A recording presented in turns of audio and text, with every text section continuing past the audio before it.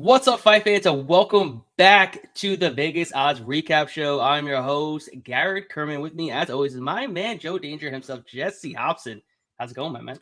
Why do I always mess it up? But I do this every week. Not much, man. Just count, like I always say. Thanks to my boy Garrett Kerman, I'm just counting the money. We did kind of poorly, leading up to Saturday. I think from this point forward we should just bet on UFC. What do you say? Yeah. No more PFL. PFL is just not in my repertoire anymore. Super low level. Bellator was doing good until Gegard Mousasi just gassed out after 3 minutes of fighting. But it is what it is. But we absolutely smashed UFC this weekend. Yeah, that was awesome. It was a great card too. I had, decent expectations, a little bit of storylines going into every fight. I feel from like the average viewer's perspective, there's names on this card. Like if they're not like huge, like 5-star names, but there is some star power here. And if not, there's going to be star power moving forward. A lot of these fights stand out to me, because I did dig deep into them, with you last week. But yeah, I enjoyed it. My dad enjoyed it. We had a really good time. Yeah. Yeah, absolutely, man. This is a stack card top to bottom. I think majority of the fights really delivered on all levels. And let's get down to recapping some of this madness. Let's start in the main event, in the fight between Arman Tsarukyan and Mateusz Gamrot. What a fight! A banger of a fight, back and forth battle. And ultimately, Gamrot was victorious. Came out with the unanimous decision victory. Do you believe he should have got his hand raised in that fight? Honestly, man, it could go either way. I really don't know. I'd have to watch it again. Initially going into the fight, I had Arman winning. So did you. So did most people. And then as we got closer to the fight, Garrett hit me up and was like, "Hey, this is a really close fight. I know that they announced who the judges are going to be, and I mentioned this off air, but when he texted me or messaged me and all of his clients, they were talking about it as well, leading up to the fight, because there was a lot of early finishes on this card. So any dead time, in the prelims, they were talking about this fight. Both guys wanted to prove themselves. They wanted to go at least 4 or 5 rounds, see what they could do. Obviously, Gamrot has been there before, but Arman wanted to do it as well. I truly do not know who really won the fight. Like I said, I'm gonna have to watch it again. But I was happy to cash on Gamrot by decision, and it was an amazing fight. So it won't be difficult for me to rewatch it. Yeah, I have to go back and rewatch it as well, kind of like get the nitty gritty. But like you said, it could have gone either way. It was very back and forth. I know Arman hurt Gamrot on multiple occasions. I know Gamrot was also landing some hard shots on Tsarukyan. Tsarukyan's face was busted up a little bit too. But ultimately, yeah, I mean, going in, leading into the fight, I like Tsarukyan, didn't like his price. I thought he was going to be able to get it done. But like I said, once I saw the judges, Sal D'Amato and Chris Lee, I'm like, oh boy, we're gonna have a fun one here if it hits the judges. So I'm like, and we got Gamrot plus 500 on the scorecards. Oh, you got to take that. Whether you win or lose and it hits the judges' scorecards, you're going to give yourself a 50-50 chance with these judges judging the fight. So plus 500, we cashed on that. I was very happy with that. And looking at the next fight in the co-main event, Shavkat Rakhmonov absolutely, showed us what he's made of. Showed us he's the real deal. And how impressed were you? Were you as impressed as I was in his performance against Neil Magny? Yeah, I was. Obviously, coming into this fight, there was a lot of questions to be answered. Neil looked a little off, but I'm not sure. Maybe the bright lights or whatever, this got to him, perhaps. Which I don't see that as maybe being the answer, just because it's Neil Magny. Like, why would it bother him? Yeah, I think the thing that impressed me the most about Rakhmonov. Yes, him. Rakhmonov. I gotta get used to saying his name, because it's gonna be a popular one. He was so calm. Like anytime that Neil put him in a position where, like this is uncomfortable, he just remained calm and slithered his way out of it. Ultimately leading to the finish, late round 2, which I as the fight went on, I was assuming that there was a better and better chance, obviously, that it was going to go to decision, but just the pace was making me think that was more of a possibility. So I was very surprised that he got the sub as late as he did in round 2, especially when there was only like 2 seconds left of the round too. Yeah, and he was able to get it. So I mean, he looked good on the feet. His grappling, he showed that he could out-grapple Neil Magny and then finish him, something that Michael Chiesa couldn't do over a course of 25 minutes. And Chiesa is a great submission grappler in his own right. So Rakhmonov he's got such a high ceiling. I mean, he's up there with the ceiling of Hamzat Chimaev. I mean, they're like, those two guys they're going to be neck and neck all the way until they eventually fight each other. I don't know who's going to win the title, but one of those two, I think, eventually is going to be the title holder at 170 pounds, I think, at some point. Those two guys are absolutely legit. And, I cashed over 1.5 rounds in that fight. I couldn't really play Rakhmonov at, his massive line. And I couldn't really tell if he was going to knock him out or submit him. And the inside the distance prop wasn't even good enough for me to really bet on. So I just took the over 1.5 rounds, played it safe, and came out paid off in the long run. And in the next fight in the featured bout on the main card was a fight between Josh Parisian and Alain Bardot. And Parisian fought through some adversity in the first round and came back with a very dominant performance in that second round, and he looked good. This is actually the first time that I was actually impressed with him in his UFC career. What'd you think of of this fight? Yeah, the only thing that bothered me was like he almost got finished, and then he's like punching Bado and like staring at the ref like, "Are you going to call this?" I'm like, "Dude, you literally almost got finished too. Like, just let the guy do his job." But yeah, I think the thing that impressed me the most, and I think this is kind of going off what you said, but not only did he look good, like responding to the adversity, but like he never laid off the gas. Like he pressed the gas and then just kept pushing. He was like, okay, I'm going to try to finish him at the end of round 1. I'm going to try to finish him in round 2, and ultimately led to the finish in round 2. Thank God, like my book wouldn't let me bet this live because I was getting ready to bet Baudo live like after round 2. Well, after round 1, but then even after round 2, because I was like, there's no way that Josh could keep this up, and obviously he did. Yeah. But yeah, ultimately I was impressed. I think I tweeted it out last night. I had it in my drafts ready to go if I had removed Josh Parisian, but yeah, I don't think that's gonna happen. I think he earned himself a couple more fights. I know I was talking some shit about Josh Parisian because he didn't look good in his UFC career thus far coming into this fight, and he finally showed what he was capable of and why he got signed to the UFC. And now he's probably gonna get a second contract and keep moving up from there. We'll see. Hopefully he keeps progressing, and we'll see more fights like this out of him and more W's along the way. The next fight, Thiago Moises against Christos Giagos. Yeah, that's exactly how I envisioned the fight really going. It looked like a fight that Moises should have won without any trouble, and went in there absolutely dominated. What did you think about his performance? Yeah, this was super impressive. I mean, obviously this should have happened. I think we both said that on the lead up to this. This is how he should win, but because of how he has been acting lately and fighting lately, this might not happen. Yeah, it was impressive. I was impressed. It was nice that we didn't have to sit through 3 rounds of that. I know. Because, I mean, ultimately, we all know how it's going to end. Yeah, he seemed super excited. He looked like back to his normal self, which was really interesting. And I also, before we move on, is Thiago Moses married and have kids? I have a theory. So just if you guys know, message me. If not, no big deal.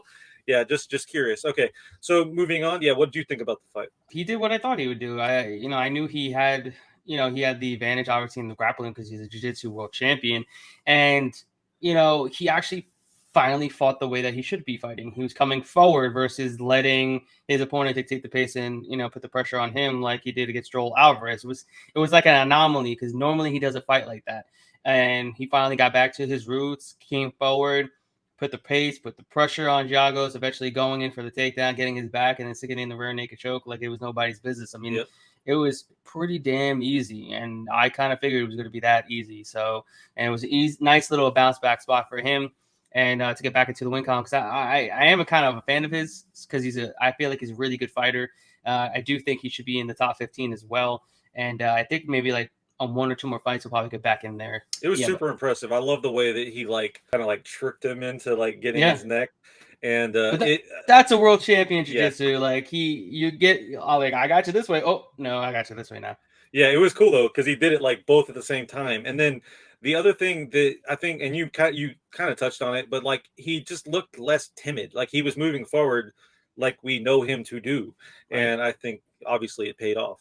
Yeah, he definitely went back into the drawing board and got back on track, knew what he needed to do, and executed it to perfection. Next fight, we saw Umar Nurmagomedov absolutely dominating Manus in their fight. Manus actually thought he won that fight. What'd you think about this matchup? How did he win it? I mean, like they even made a joke about it. He's like, was it 61 and 1 strikes? And he's like, well, who has the 61? I thought that was pretty funny. That was like one of the nice moments from the commentary. Yeah, I had Umar by decision. Obviously, F you doubters, plus 165. I knew Manus was tough. I knew, like, I think I made the analogy leading up to this was that it's like when you have the other team's playbook, what he's going to try to do. Obviously, this guy's world class. Umar.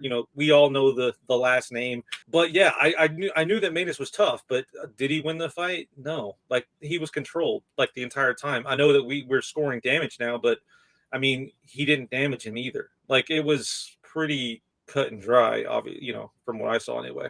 Yeah, I thought it was a completely dominant performance by Nurmagomedov, just as most people saw it, just as most people thought was going to happen. I think Manus still has a high ceiling. He just went against a buzzsaw, and Nurmagomedov, somebody that's a championship caliber, somebody that probably could win the belt at some point. We could be at a point where we see Umar Nurmagomedov win the bantamweight title while Islam Makhachev wins the lightweight title. Yeah. And I feel like that's probably going to happen. They're going to be simultaneously champs, and then you're going to have Khabib be in their corner and be this championship caliber coach now, having 2 champions under his belt, and he just got inducted into the Hall of Fame, which was definitely deserving because he's one of the best ever. But yeah, it was a good performance.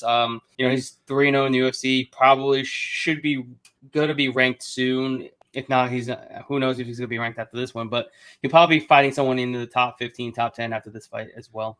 The interesting thing about this fight is a lot of people were disappointed that he didn't get the finish, which I mean, I would be disappointed too if I was holding on to a sub prop ticket. But at the same time, we all forget that Kebab, didn't finish, everybody leading up to his huge reign. Like this guy's still kind of getting in his groove. Like he doesn't obviously losses matter to these guys.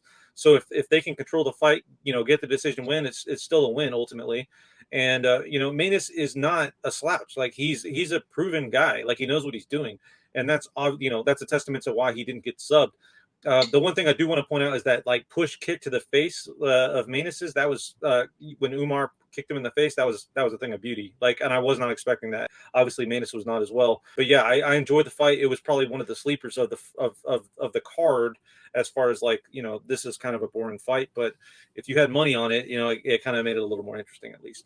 Yeah, it was a good one, and I'm looking forward to see what's next for both of them because they're both really good competitors. The next fight we had Chris Curtis take on Rodolfo Vieira, and Chris Curtis looked fantastic. I know people are like, "Oh, you should have finished him," and this and that, but man, trying to defend 20 takedowns against a jiu-jitsu world champion as high as Vieira, that's arguably one of the greatest jiu-jitsu competitors in mixed martial arts that's competing. And it's pretty much like he was selling out for all the takedowns. Do you know how much energy you expend selling out for takedowns because you don't want to be underneath someone like Vieira? And he looked impressive, extremely impressive. And those body shots hurt. I mean, you see Vieira was gassed after round 1 eating those shots. So, but what did you think of his performance? Or what did you think of Vieira's performance in this one? This, outside of the main event, this is probably my favorite fight of the night.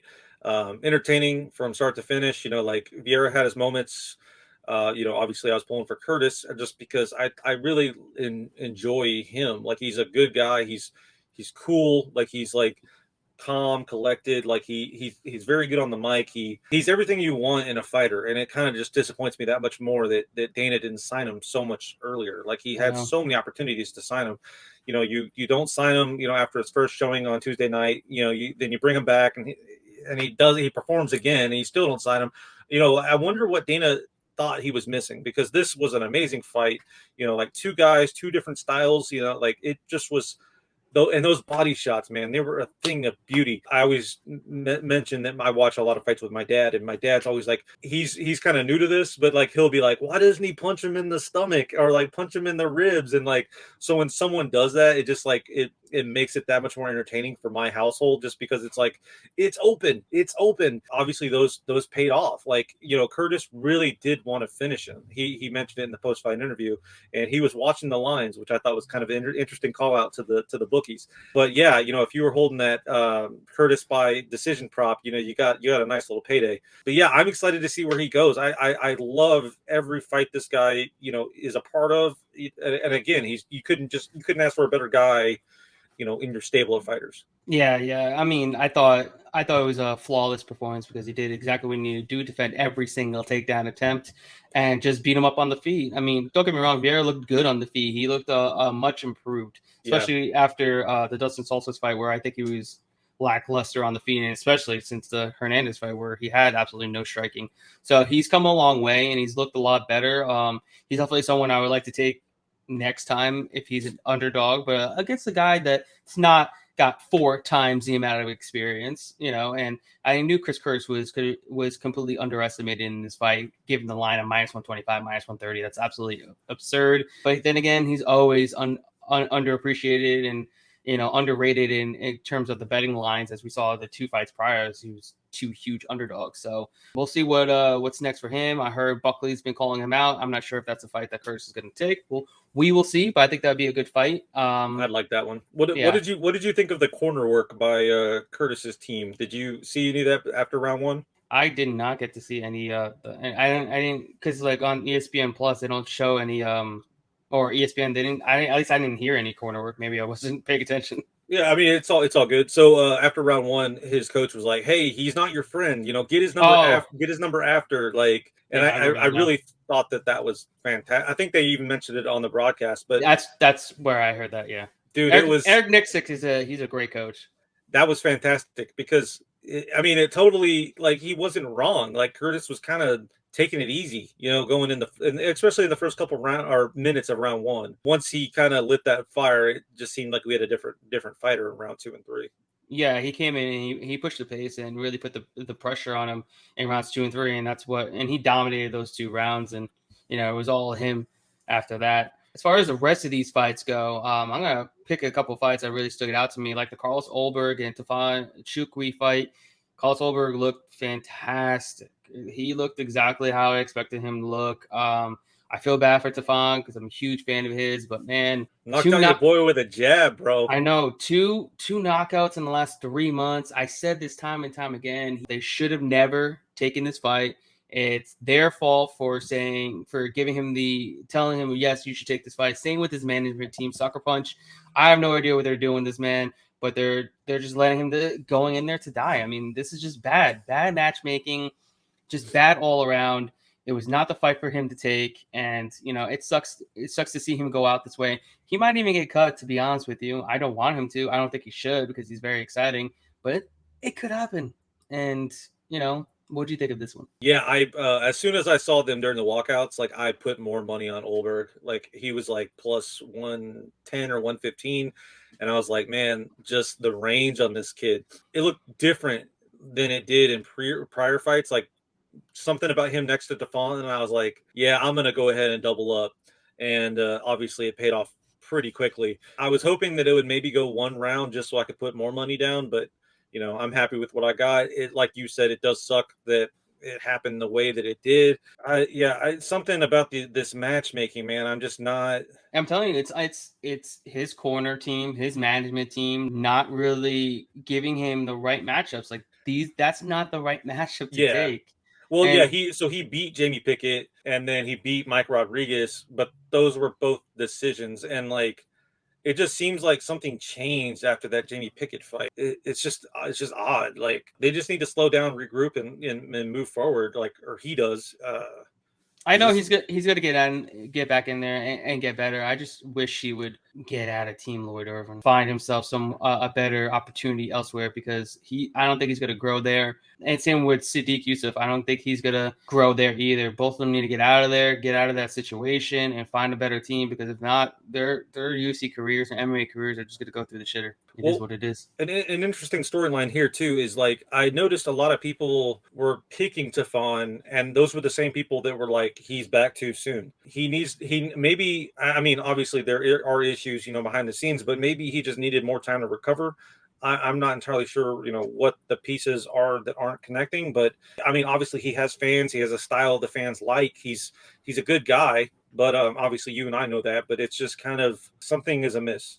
Like that he needs to change. Yeah, it sucks, but hopefully he gets back in there, gets better than ever. Another fight we talked about: Cody Durden and JP Bays. Durden steamrolls Bays within 90 seconds. 68 seconds. It was very impressive, and I knew exactly that these guys were to come out immediately. That's what Cody Durden does. That's what JP Bays does. And they went after him, and he caught him numerous times, dropped him numerous times, and eventually was able to get the TKO finish.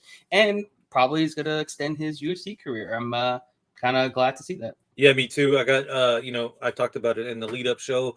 Durden inside the distance, plus 330. Wow. I knew he was due for a bounce back. I knew that he was going to be hungry, and obviously JP was the guy on the receiving end of that. It just felt like this fight was made for Durden's bounce back, and I'm really happy that I took the stab on that one. Good guy. Happy to see him survive. It sucks for JP Bays, but he might get cut too. He's got a lot of shit going on in his personal life. Maybe that's what's really his downfall into him losing so many fights. But hopefully he doesn't get cut. Hopefully he'll be back. Hopefully he'll be better than ever. And we'll see what's next for him. And then what a fantastic performance by Mario Batista against Brian Kelleher. Absolutely dominated Kelleher from bell to the synced in rear naked choke. That was incredible. He looked fast. He looked fierce on the feet. And then he even went for the takedowns, which I was super shocked. I thought he was just going to beat him up for 15 minutes on the feet. He took him down. Eventually he was able to get his back, sinking the rear naked choke. And that was it. I was extremely impressed. And I think this dude is definitely top 15, top 10 material. Yeah, we definitely have a contender on our hands. I really enjoyed this fight. It's been pretty cool seeing this guy grow, from what we have now. It's like night and day. Like, this is remember the Corey Sandhagen fight to that? He's grown so much. It was just incredible to see his rise from there to where he's at now. Yeah, and the minus 165. I mean, that's a steal, dude. Like, looking back, I mean, holy crap! Should have not only put more money down, which we did, but probably that line should have been so much more different. I mean, Kelleher, obviously, he's a talent in himself. It's just it just really depends on which Kelleher we get. And also, too, he does kind of, when there are really, really good fighters, he doesn't, perform as well as he should.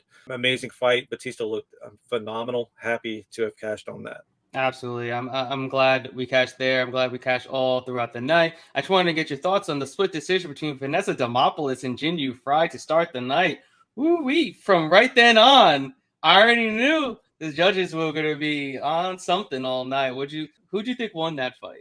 Well, who did I play? I played Vanessa. So I love that plus 220. That was my stab of the week, baby. But did you think she actually won the fight? Dude, I wasn't paying attention. I was just like, dude, I'm betting this. Yeah. From what I saw, it really didn't look like Frey was like really leading the dance. She was, but she wasn't. Right. And Vanessa was getting pieced up in round 3, but it looked like just as much the opposite direction, really. I mean, it really could have went either way. And like Buckley, again, like this was my stab ultimately. Right. I just thought the plus 220 was too wide. Fry, she's a one-trick pony. It's like jab, jab, jab, back up, jab, jab, jab. I mean, so is Demopoulos, but like, it is what it is. It's just low level women's MMA. When the line is wide, take the dog and don't pay attention. Yeah, and go make some food and just hope for the best. Yep. That's or go pee or whatever you need to do. Like, it's a good just watch round 3 and then hope that the refs side with that. It just seems like a lot of times they just look at like who has the most damaged face in round 3, and then that's who wins the fight, or round 5, like our main event. But yeah, I was happy to start off the night good. It helped with my my DK lineups as well. Oddly enough, I did cash that lineup, even though Pava Nice. kind of screwed us. But I got on some lineups, and Pava, he still scored enough points for me to get some money. There you go. There you go. That's the name of the game at the end of the day. But yeah, that's our recap show. UFC Vegas 57. We'll be back next week for our recap of UFC 276. I'm looking forward to that fight card. It's gonna be absolute banger. But before we go, my man Joe Danger, Jesse Hobson, where can everybody find you? So what's really cool about that fight in particular is like that fight. Well, we obviously we saw the last Izzy and Cannonier fight in Houston live. So the last live show that I went to led to this pay-per-view card. So it's gonna be really cool to kind of see it like happen or come together. Right. Do I think Izzy won the last fight? No, I think he lost. Everyone in the crowd thought he lost. I thought it was really, really close. I don't think he won. So just like every other fight, maybe our main event, should we maybe take Cannonier by decision? I don't know. We'll talk about it. We'll talk about it. Tune in next week. but yeah, follow me on YouTube. Just type in my name, Jesse Hobson, or Cinedump, CINE.com is my website. Just posted an interview with Sean Patrick Flannery. He's actor from Boondock Saints. He did a movie, Born a Champion, with your boy Edson Barboza in it. Mickey Gall's in it. A bunch of other MMA guys. Got some Renzo Gracie in there. But yeah, it was a really great interview. And yeah, check me out. Enjoy the interview. And if you have any questions, man, feel free to reach out. Absolutely, guys. And please go like and subscribe to the Vegas Odds YouTube channel.